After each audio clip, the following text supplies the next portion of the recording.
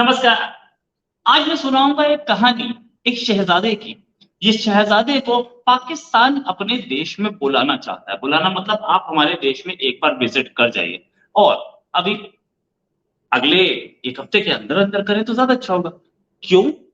इसलिए कि Saudi Arabia के ये शहजादे जो कि अगले राजा बन सकते हैं या डी फैक्टो राजा तो हैं ही वो ही चला रहे हैं पूरे देश को, वो आ रहे हैं इंडिया। और पाकिस्तान को अब ये लग रहा है कि अगर वो इंडिया चले गए और पाकिस्तान नहीं आए, तो बेइज्जती तो बहुत होगी। पूरे अरब वर्ल्ड में भी होगी और अपने कंट्री में भी होगी। इसलिए उन्होंने बार-बार मैसेज भेजे प्रिंस मोहम्मद बिन सलमान जो कि किंग हैं या प्रिंस क्राउन प्रिंस हैं, अब राजा बन जाएंगे, इसके अगले राजा वही हैं। उनको बार-बार मैसेज भेजे कि आप इंडिया जाए ना, एक बार हमारे यहाँ विजिट होते करते जाइएगा। 2 घंटे के लिए, 3 घंटे के लिए, अरे 4 घंटे के लिए आइए, आइए तो ज़रूर। कहीं ऐसा ना हो इमेज ये जाए हमारे अपने 22 करोड़ 25 करोड़ जितने भी इनकी पॉपुलेशन है, इमेज ये जाए कि हम तो पहले दिन से बता रहे थे कि हम तो मुसलमान है भाई है और वो मुसलमान भाई इंडिया जाके वापस चला गया, हमारी क्या इज्जत रह गई। आसिफ मुनीर आर्मी चीफ ने भी अभी कुछ दिन पहले एक बिजनेसमैन से एक मीटिंग की थी। उस मीटिंग में कुछ ऐसा बोला था कि आ रहे हैं। अच्छा, जाने से पहले आएंगे वापस जाते हुए जाएंगे नहीं पता है। 9 और 10 तारीख की है ये मीटिंग सारी की सारी इंडिया के G20 का जो हो रहा है यहाँ पे पूरा का पूरा। उसके लिए जो बाइडेन भी आएंगे अमेरिकी राष्ट्रपति, वो 7 को ही आ जाएंगे। 7 को आकर के 8 को उनकी मीटिंग्स हैं प्राइम मिनिस्टर मोदी से, फिर उसके बाद 9 और 10 वो G20 की मीटिंग करेंगे और उसके बाद वो निकल जाएंगे आगे भी वियतनाम। तो अमेरिकन प्रेसिडेंट थोड़ी लंबी विजिट करके यानी कि 2 दिन की जगह 4 दिन का दौरा करके आ रहे हैं यहाँ पे और वो 4 दिन यहाँ पर जो बात करेंगे करेंगे। लेकिन मोहम्मद बिन सलमान भी आएंगे, रुकेंगे यहाँ पे और बातचीत करेंगे। चाइना के प्रेसिडेंट नहीं आ रहे हैं ऐसा दिख रहा है और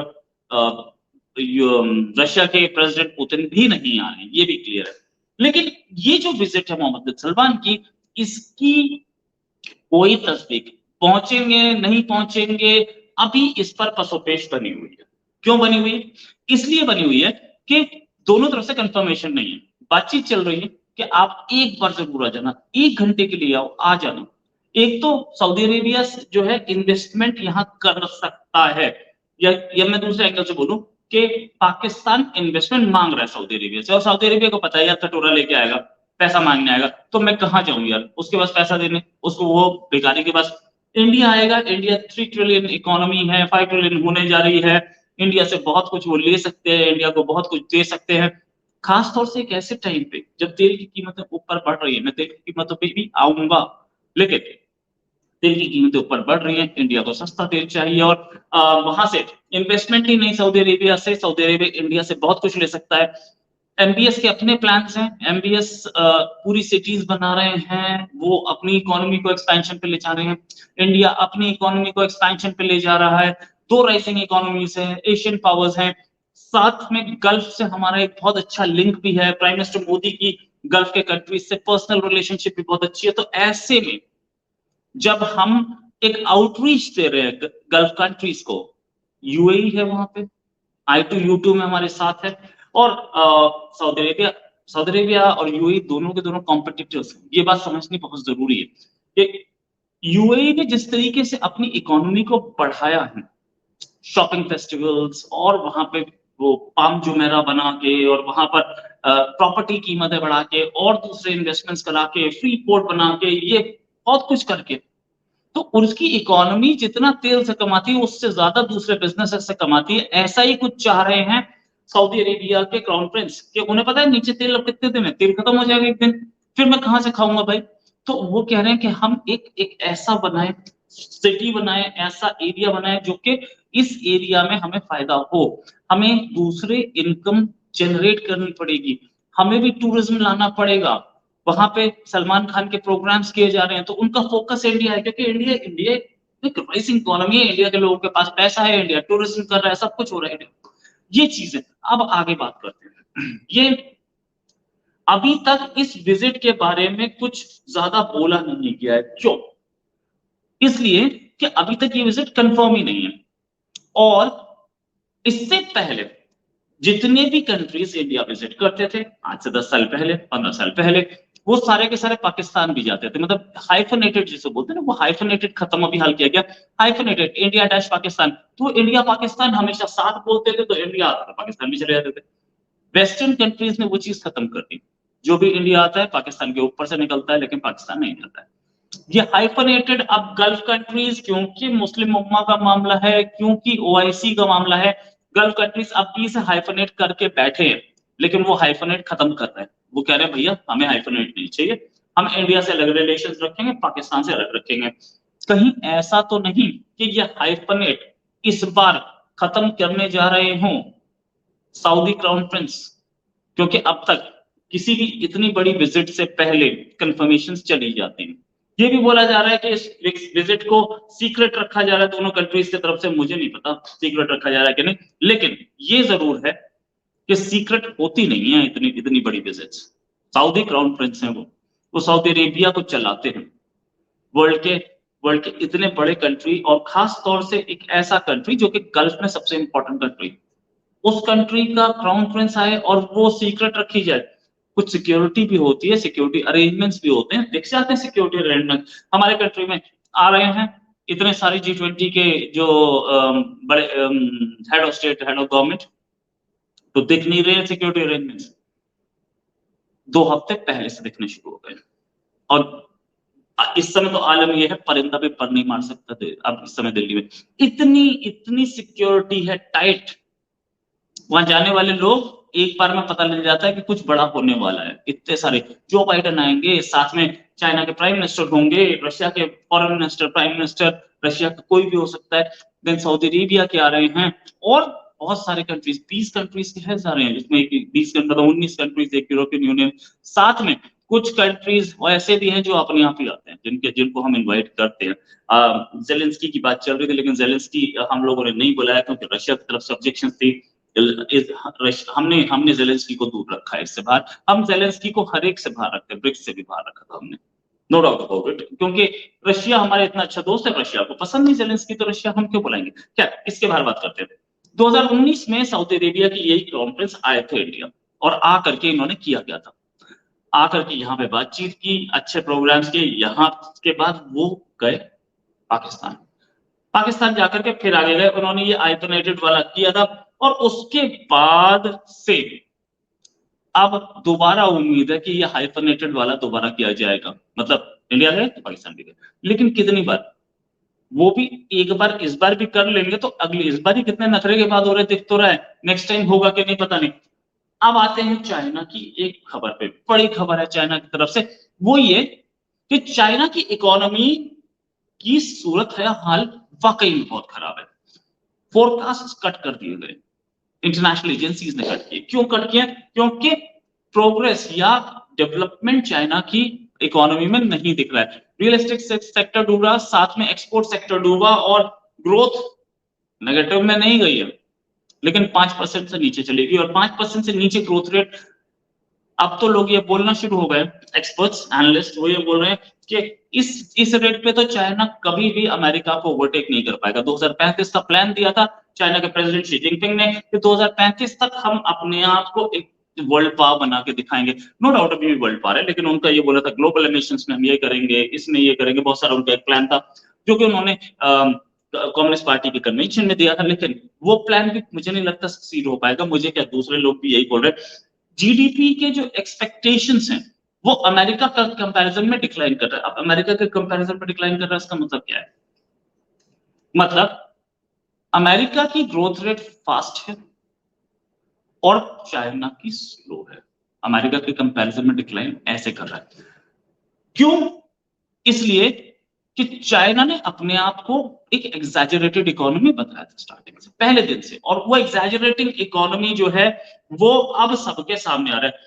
5% से नीचे उसका, चाइना का जो है ग्रोथ रेट नीचे है, 5% से नीचे 3 साल लगातार ऐसा हो चुका है कि 5% से नीचे।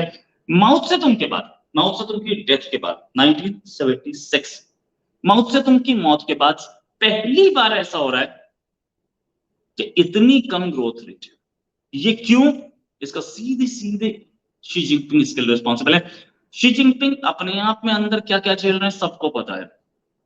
चाइना से अंदर खबरें आती नहीं है, मैं बताता हूँ। अंदर रिवोल्ट हो सकता है, अंदर ये आलम हो सकते हैं कि शी जिनपिंग को हटाया जा सके, क्योंकि अंदर ही अंदर एक सिमरन डिस्कंटेंट है जो दिख नहीं रहा। और चाइना में ऐसा ही होता है, जैसे स्टालिन का टाइम था, एक इंजेक्शन दे दिया गया और स्टालिन होता ही रह गया।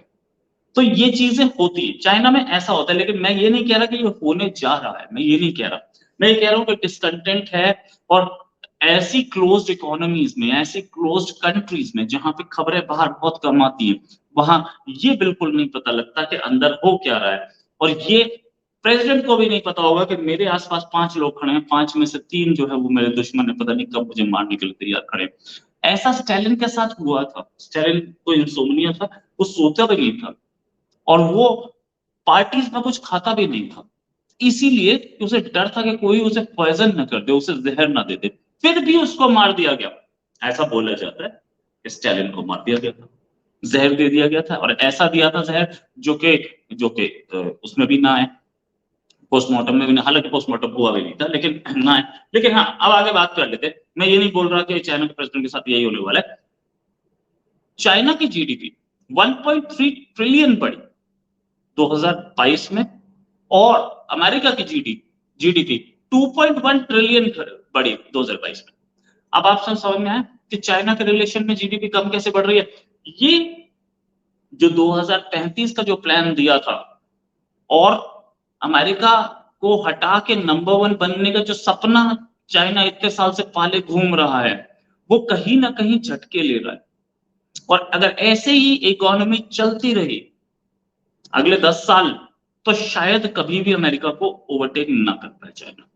ऐसा बोल रहे हैं एक्सपर्ट्स। यहां तक कि जो मोर्गन स्टैनली है, उसने तो ये भी बोला कि चाइना जो है ओवर इन्वेस्टेड मार्केट है, इंडिया में बहुत पोटेंशियल है, इंडिया इन्वेस्ट कीजिए। ये मोर्गन स्टैनली ने बोला है, कल ही बोला है, मेरे पास प्रूफ है। ये इसके बाद चाइना को जो चाहिए, वो रेट चाहिए 5% से ऊपर, जो कि अभी तो आती नहीं दिखती।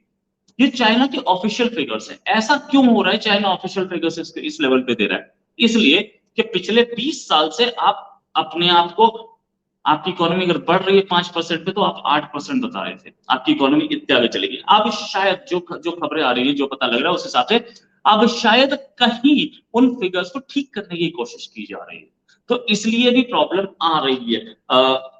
ये गिरेगा अभी कुछ दिन और चाइना की इकोनॉमी बहुत अच्छी नहीं रहेगी। चाइना ने खुद बोला कि हमारा जो रिकवरी का पाथ है, वो खराब जरूर है, वो गड़बड़ जरूर है, उसमें कांटे जरूर हैं, लेकिन हम वेस्टर्न वर्ल्ड को दिखा देंगे कि हम रिकवर कैसे करते हैं।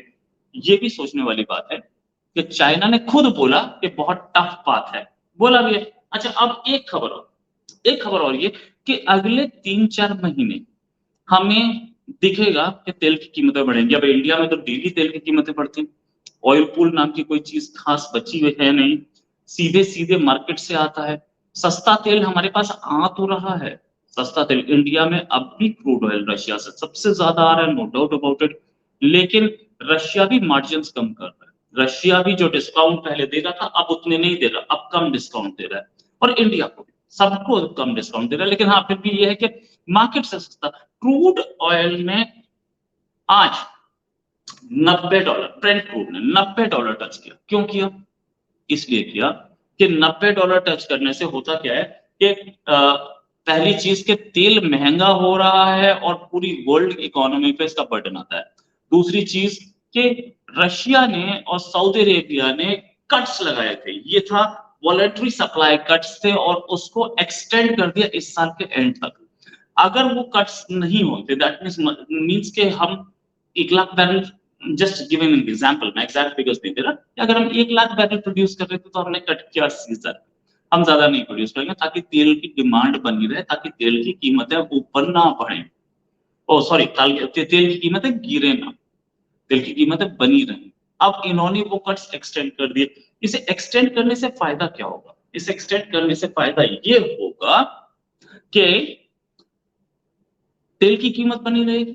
तेल की कीमत बनी रहेगी तो दोनों इकोनॉमी पे पैसा आएगा, और दोनों इकोनॉमी इस पैसे के लिए इस समय बहुत कुछ कर रहे हैं। अमेरिका इससे पहले वर्ल्ड का लार्जेस्ट प्रोड्यूसर था, अब शायद उसने कुछ कट्स लगाए हैं, इस समय शायद लार्जेस्ट प्रोड्यूसर नहीं है तेल, लेकिन अमेरिका चाहे तो अपना तेल पंपिंग कर सकता है। लेकिन अमेरिका भी ऐसा नहीं कर। तो ये देखने वाली बात है कि यूक्रेन वॉर ने कितना इस पूरी वर्ल्ड की जियोपॉलिटिक्स को चेंज किया। लेकिन ये है कि हमें तेल महंगा मिल सकता है आगे कुछ, अगले 3-4 महीने हमारे तेल की कीमतें बढ़ सकती हैं, हमें जो तेल मिल रहा है, और उस पर कोई टेंशन लेने की ज़रूरत नहीं है, क्योंकि ये ग्लोबल राइज़ होगा, सबके सामने राइज़ होगा। और इस ग्लोबल राइज़ में हमें भी दिखेगा कि क्या हो रहा है, पाकिस्तान भी परेशान होगा, पूरी वर्ल्ड परेशान होगी, हम अकेले परेशान नहीं होंगे। इसी के साथ एक और खबर के साथ फिर हाज़िर होंगे, अभी के लिए नमस्कार, धन्यवाद, जय हिंद।